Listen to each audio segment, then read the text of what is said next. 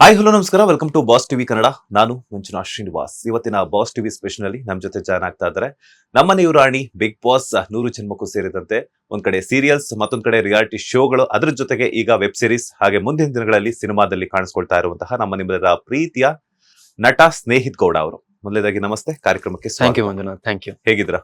ಆರಾಮ್ ಸರ್, ನೀವ್ ಹೇಗಿದ್ದೀರಾ? ನಾನು ಸೂಪರ್ ಆಗಿದ್ದೀನಿ. ಅಂಡ್ ಕಂಗ್ರಾಚುಲೇಷನ್ಸ್, ಹೊಸ ವೆಬ್ ಸಿರೀಸ್ ಎಲ್ಲ ರಿಲೀಸ್ ಆಗಿದೆ, ಸಿಕ್ಕಾಪಟ್ಟೆ ಸೌಂಡ್ ಮಾಡ್ತಾ ಇದೆ. Thank you. ಏನು ಜಾಸ್ತಿ ಮಾಡಿದ್ರಂತ ನಿಜಾನ? ಏನ್ ಜಾಸ್ತಿ ಕ್ಲಾರಿಟಿ ಕೊಡಿ. ನೀವು ಕ್ಲಾರಿಟಿ ಕೊಟ್ಟಿಲ್ಲ ಅಂದ್ರೆ ತುಂಬಾ ಪ್ರಾಬ್ಲಮ್. ಜಾಸ್ತಿ ಜನರ ಜೊತೆ ರೊಮ್ಯಾನ್ಸ್ ಮಾಡಿದಿರಂತೆ? ಏನೋ ಮಾಡಿದೀವಿ ಅಲ್ಪ ಸ್ವಲ್ಪ.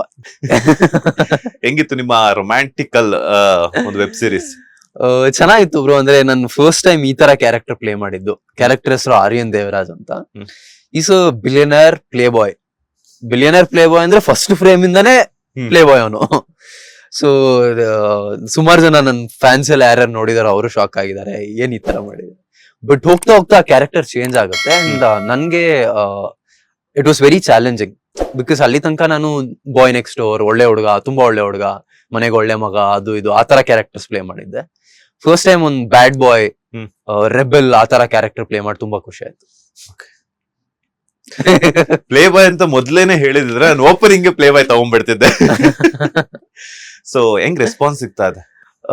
ಚೆನ್ನಾಗಿತ್ತು. ಅಂದ್ರೆ ಸೊ ನಾರ್ಮಲಿ ನಾವ್ ಏನ್ ಕ್ಯಾರೆಕ್ಟರ್ ಅಂದ್ರೆ ಈಗ ಸ್ಟಾರ್ಟಿಂಗ್ ನನ್ ಜನಕ್ಕೆ ಪರಿಚಯ ಆಗಿದ್ದು ನಮ್ಮನೆ ರಾಣಿ.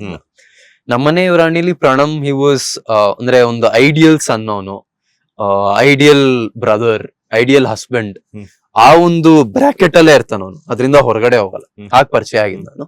ಅಂಡ್ ಬಿಗ್ ಬಾಸ್ ಅಲ್ಲಿ ನೋಡಿದ್ರು. ಸೊ ಅದ್ರಲ್ಲಿ ಏನೋ ಒಂದು ಇದ್ರಲ್ಲಿ ನೋಡಿರ್ತಾರ ನಾನು.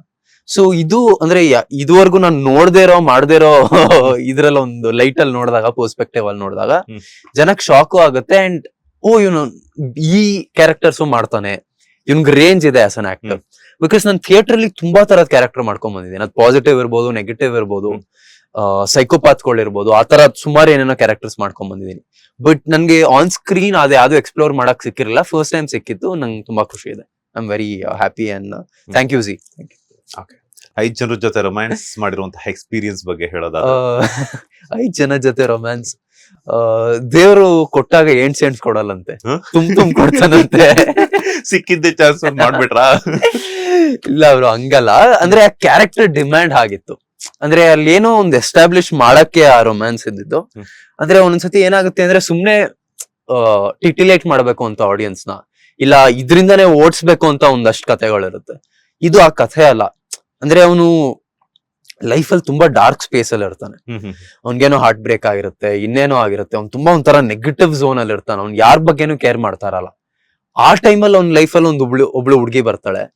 ಆ ಹುಡುಗಿ ಬಂದಾದ್ಮೇಲೆ ಅವ್ನ್ ಹಳೆ ದಾರಿ ಮರೆಯಲ್ಲ. ಒಂದ್ ಕೆಟ್ಟ ಅಭ್ಯಾಸಗಳು ಯಾವತ್ತೂ ಹೋಗಲ್ಲ ಅಂತಾರಲ್ಲ, ಆತರ ಅವನೊಂದಷ್ಟು ಅಭ್ಯಾಸಗಳು ಮಾಡ್ಕೊಂಡ್ ಬಂದಿರ್ತಾನೆ. ಅಂಡ್ ಅದ್ ಹೋಗ್ತಾ ಹೋಗ್ತಾ ನಿಧಾನ ಕಮ್ಮಿ ಆಗುತ್ತೆ. ಬಟ್ ಅದು ಒಂದ್ ಕ್ಯಾರೆಕ್ಟರ್. ಅಂಡ್ ಆರ್ಯನ್ ದೇವರಾಜ್ ಅಂತ ಹೇಳಿದ್ರೆ? ಆರ್ಯನ್ ದೇವರಾಜ್. ಓಕೆ, ಸ್ನೇಹಿತ್ ಗೌಡಗೂ ಆರ್ಯನ್ ದೇವರಾಜ್ಗೂ ಏನೆಲ್ಲ ಡಿಫ್ರೆನ್ಸಸ್ ಇದೆ ಅಂತ? ಬ್ರೋ ನಿಜ ಹೇಳ್ಬೇಕು ಅಂದ್ರೆ ಆರ್ಯನ್ ಇಸ್ ವೆರಿ ಕೂಲ್, ಆಯ್ತಾ. ನಾನ್ ಅಷ್ಟ್ ಕೂಲ್ ಅಲ್ವೇ ಅಲ್ಲ. ಅಂದ್ರೆ ನನ್ಗೆ ಅಂದ್ರೆ ಯಾರ್ಯಾರು ಮೇಲ್ ಫ್ರೆಂಡ್ಸ್ ಇದಾರೆ, ಹುಡುಗರ್ಗೆಲ್ಲ ತುಂಬಾ ಇಷ್ಟ ಇದೆ ಕ್ಯಾರೆಕ್ಟರ್. ಅಂದ್ರೆ ನಾವು ಇವನ್ ತರ ಇರ್ಬೇಕಲ್ಲ, ಬಟ್ ಅವನ್ ತರ ಇರಕ್ ಆಗಲ್ಲ. ಒಂದು ಅಷ್ಟ್ ದುಡ್ಡು ಇಲ್ಲ, ಜನ ಹುಡುಗಿರು ಸಿಗಲ್ಲ. So he's very aspirational in that way. ಅಂದ್ರೆ ನಾವ್ ಈ ತರ ಇರ್ಬೋದಲ್ಲ ಅಂತ ಎಲ್ಲೋ ಅನ್ಸುತ್ತೆ ಒಳಗಡೆ, ಬಟ್ ಆತರ ಇರಕ್ ಆಗಲ್ಲ. ಸೊ ಆತರ ತುಂಬಾ ಡಿಫ್ರೆನ್ಸ್ ಇದೆ. ಮೊನ್ನೆ ನಮ್ಮ ಪ್ರೊಡ್ಯೂಸರ್ ಮಾತಾಡ್ತಾ ಇದ್ದೆ, ಕೀರ್ತಿ ಮ್ಯಾಮ್ ಅಂತ, ಸಿನಿಮೇಜ್ ಅಂತ ಪ್ರೊಡ್ಯೂಸರ್ಸ್. ಅವ್ರಿಗೆ ಮ್ಯಾಮ್ ಪಾರ್ಟ್ 2 ಮಾಡಿ ಈ ಸತಿ 5 ಜನ ಬೇಡ 10 ಜನ ಹಾಕಿ. ಅವರು ನೀನು ಒಂದ್ ಕೆಲ್ಸ ಮಾಡು, ನೀನೇ ಮಾಡು, ನೀನೇ ಇದ್ ಮಾಡು. ಅಂಡ್ ಅವ್ರು ಕೇಳಿದ್ರು, ನೀನ್ ಯಾಕೆ ಆರ್ಯನ್ ತರ ಆಗಬಾರ್ದು ಅಂದ್ರೆ, I am toxic as Aryan but I am not as cool ಅಂದೆ. ಸೊ ಹಂಗೆ ಆರ್ಯನ್ ತರ ಆಗದ್ ಕಷ್ಟ. ಹೇಗ್ ನಡೀತಿದೆ ಲೈಫ್ ಅಲ್ಲಿ, ಏನೆಲ್ಲ ನಡೀತಾ ಇದೆ? ಲೈಫ್ ಅಲ್ಲಿ ಈ ವರ್ಷ life is been good bro. ಅಂದ್ರೆ 2025 ಅಲ್ಲ, ಸ್ಟಾರ್ಟ್ ಆಗಿದ್ದು ವಿತ್ ಬಾಯ್ಸ್ ವರ್ಸಸ್ ಗರ್ಲ್ಸ್. ಅಂದ್ರೆ ಈ ವರ್ಷ ಸ್ಟಾರ್ಟೇ ವಿತ್ ಅದೇ ರಿಯಾಲಿಟಿ ಶೋ ಆಯ್ತು. ಅಂಡ್ ತುಂಬಾ ಚೆನ್ನಾಗೋಯ್ತು. ಅಂಡ್ ಅಲ್ಲಿ ತನಕ ಬಿಗ್ ಬಾಸ್ ಆದ್ಮೇಲೆ ಎಲ್ಲೂ ಕಾಣಿಸ್ಕೊಂಡಿರ್ಲಿಲ್ಲ ನಾನು. ಅಂದ್ರೆ 1-2 ಪ್ರಾಜೆಕ್ಟ್ ಮಾಡ್ತಾ ಇದ್ದೆ, ಅದೇನೋ ಕ್ಯಾನ್ಸಲ್ ಆಯ್ತು, ಇನ್ನೇನೋ ಆಯ್ತು. ಬಟ್ ಎಲ್ಲೂ ಆಡಿಯನ್ಸ್ ನೋಡಿರ್ಲಿಲ್ಲ. ನಾನ್ ಕೆಲಸ ಮಾಡ್ತಾನೆ ಇದ್ದೆ, ಬಟ್ ಆ ಕೆಲಸ ಜನದ ಮುಂದೆ ಬಂದಿರಲಿಲ್ಲ. ಅಂಡ್ ಬಾಯ್ಸ್ ವರ್ಸಸ್ ಗರ್ಲ್ಸ್ ಅಲ್ಲಿ ವಾಪಸ್ ಬಂದಾಗ ತುಂಬಾ ಜನ ಖುಷಿ ಪಟ್ರು, ಓ ವಾಪಸ್ ಬಂದ, ಎಲ್ಲೂ ಕಳ್ದೋಗಿಲ್ಲ ಅಂತ. ಅಂಡ್ ಆ ಶೋ ಗೆದ್ವಿ.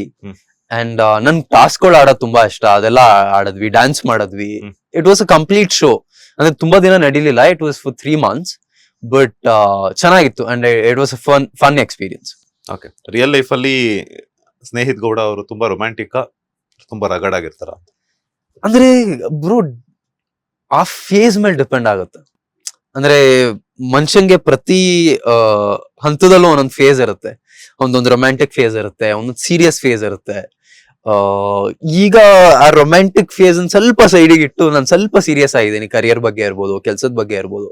ಒಂದ್ ಕಾಲದಲ್ಲಿ ಇದ್ದೆ, ತುಂಬಾ ರೊಮ್ಯಾಂಟಿಕ್ ಇದ್ದೆ, ಆ ಝೋನ್ ಅಲ್ಲಿ ಇದ್ದೆ, where I was in lover boy zone. ಆ ಝೋನ್ ಮುಗ್ದೋಗಿದೆ. ಅಂಡ್ ಹೋಗ್ತಾ ಹೋಗ್ತಾ ಲೈಫ್ ಅಲ್ಲಿ ಜವಾಬ್ದಾರಿಗಳು ಬರುತ್ತೆ, ರೆಸ್ಪಾನ್ಸಿಬಿಲಿಟೀಸ್ ಬರುತ್ತೆ, ಕಮಿಟ್ಮೆಂಟ್ಸ್ ಇರುತ್ತೆ. ಇದೆಲ್ಲ ನಿಮ್ ಶೋಲ್ಡರ್ ಮೇಲೆ ಹೇರ್ತಾ ಹೇರ್ತಾ ಆ ಲವರ್ ಬಾಯ್ ಅಂದ್ರೆ ನನ್ಗೆಲ್ಲೋ ಅನ್ಸುತ್ತೆ ಆ ಬಾಯಿಶ್ನೆಸ್ ಅನ್ನೋದು ಸ್ವಲ್ಪ ಕಮ್ಮಿ ಆಗಿದೆ. ಆ ಹುಡುಗಾಟ ಅಂತಾರಲ್ಲ, ಅದ್ ಸ್ವಲ್ಪ ಕಮ್ಮಿ ಆಗಿದೆ, ಸ್ವಲ್ಪ ಮೆಚ್ಯೂರಿಟಿ ಬಂದಿದೆ ಅಂತ ಅನ್ಸುತ್ತೆ. ಲೇಟೆಸ್ಟ್ ಹಾಗೂ ಇಂಟ್ರೆಸ್ಟಿಂಗ್ ಸುದ್ದಿಗಳಿಗಾಗಿ ಬಾಸ್ ಟಿವಿ ಕನ್ನಡ ಚಾನೆಲ್ನ ಸಬ್ಸ್ಕ್ರೈಬ್ ಮಾಡಿ. ಹಾಗೆಯೇ ಬೆಲ್ ಐಕಾನ್ ಪ್ರೆಸ್ ಮಾಡಿ. ಇದರ ಜೊತೆಗೆ ಫೇಸ್ಬುಕ್, ಇನ್ಸ್ಟಾಗ್ರಾಮ್, ಎಕ್ಸ್ ನಲ್ಲೂ ಮಿಸ್ ಮಾಡದೆ ಫಾಲೋ ಮಾಡಿ.